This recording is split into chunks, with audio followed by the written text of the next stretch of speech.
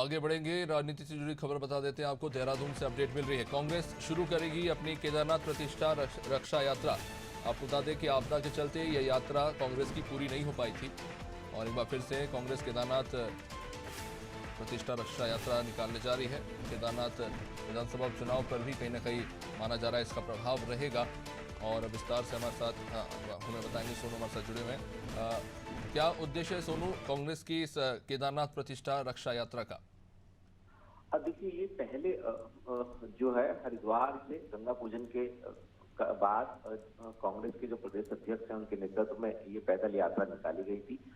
इसका मुख्य उद्देश्य अभी तक जो हम देख पा रहे हैं वो केदारनाथ विधानसभा सीट पर उपचुनाव होना है और इस चुनाव का माइलेज लेने के लिए कांग्रेस इस यात्रा को आयोजित कर रही है। 31 जुलाई को जब ये यात्रा केदारनाथ क्षेत्र में पहुंचने वाली थी कांग्रेस के नेताओं की, उस वक्त प्राकृतिक आपदा का कहर देखने को मिला 31 जुलाई को। और ये यात्रा जो है जो मोटर मार्ग का वो क्षतिग्रस्त होने के कारण मोटर मार्ग के क्षतिग्रस्त होने के कारण जो कांग्रेस के नेता हैं इनको अपनी यात्रा स्थगित करनी पड़ी और अब एक बार फिर से इसकी शुरुआत की जा रही है। इसके लिए पार्टी के पदाधिकारियों को जिम्मेदारी दे दी गई है, पार्टी के नेताओं को जिम्मेदारी सौंप दी गई है, फिर से इसको शुरू किया जाएगा।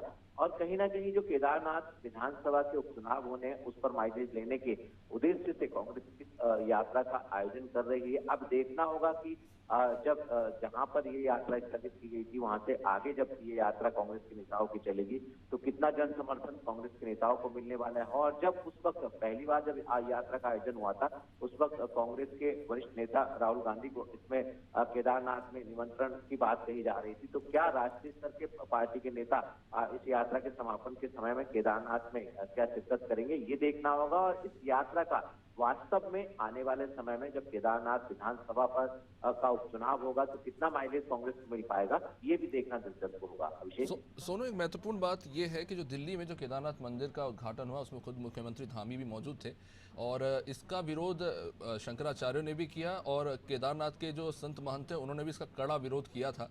और कांग्रेस ने जो ये यात्रा निकाली कहीं ना कहीं उस चीज़ का जो भावनाएं हैं उनकी उनको अपने साथ लाने की कोशिश करे। तो क्या लगता है कि इसका लाभ उन्हें राजनीतिक रूप से मिलेगा और कितना सही मानते हैं आप इस विरोध को कि केदारनाथ मंदिर जो केदारनाथ असली है वो वहीं तक रहना चाहिए, ऐसे दिल्ली में नहीं बनना चाहिए?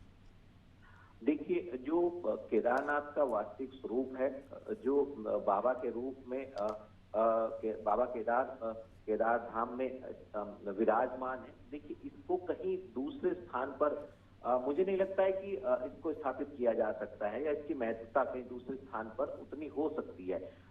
और इसमें एक सियासी पहलू भी हो सकता है। अब देखिए, मुख्यमंत्री एक जनप्रतिनिधि के तौर पर जब कहीं भी कोई भी व्यक्ति विशेष या कोई भी संस्थान अगर मुख्यमंत्री को निमंत्रण देता है तो मुख्यमंत्री एक जनप्रतिनिधि के नाते पहुंचते हैं। ऐसे में जब ये मामला चर्चाओं में आया और इस दिल्ली में बनाए जाने वाले केदारनाथ को लेकर के जब चंदे की बात सामने आई और राजनीतिक दलों ने इसका विरोध किया और ये मामला ऊपर उठा, उसके बाद जब ये मामला हाइप पकड़ने लगा तो उसके बाद फिर कहीं ना कहीं जो संबंधित ट्रस्ट था, जो पदाधिकारी थे, जो मैनेजमेंट से जुड़े लोग थे, उन्होंने देहरादून पहुंचकर मीडिया से रूबरू होकर इस बात को पूरी तरह से साफ किया कि वो किसी तरीके का चंदा अब आगे नहीं लेंगे और कोई मंदिर अब नहीं बनने जा रहा है, खासतौर से केदारनाथ के नाम पर। केदारनाथ हो, बद्रीनाथ धाम हो या फिर जो अन्य धाम है, देखिए उनका दूसरे स्थान पर बनाए जाने का कोई औचित्य नहीं है। और जब ये मामला चर्चाओं में आया तो उसके बाद फिर इस पर अब विराम लग गया है। अब देखना होगा कि किस तरह की जो सियासत होती है और इस सियासी माइलेज को लेने की जो राजनीतिक दल कोशिश करते हैं, ये जो चुनाव हो रहे हैं, उपचुनाव जो होने वाला है, इस चुनाव में क्या इस दल को इसका फायदा मिलेगा या फिर कहीं ना कहीं जो भावनाएं आहत होने की बात सामने आई थी इसका उस रूप में हम परिणाम देख पाएंगे, ये देखना होगा। निश्चित रूप से सोनू, आप बने रहिए हमारे साथ। तो ये एक दिलचस्प मामला है, कांग्रेस प्रतिष्ठा रक्षा यात्रा का ये दूसरा चरण शुरू करने जा रही है। आपदा के चलते यात्रा बीच में रोकनी पड़ी थी, इसका क्या राजनीतिक प्रभाव देखने को मिलेगा ये आने वाले उपचुनाव में स्पष्ट हो जाएगा।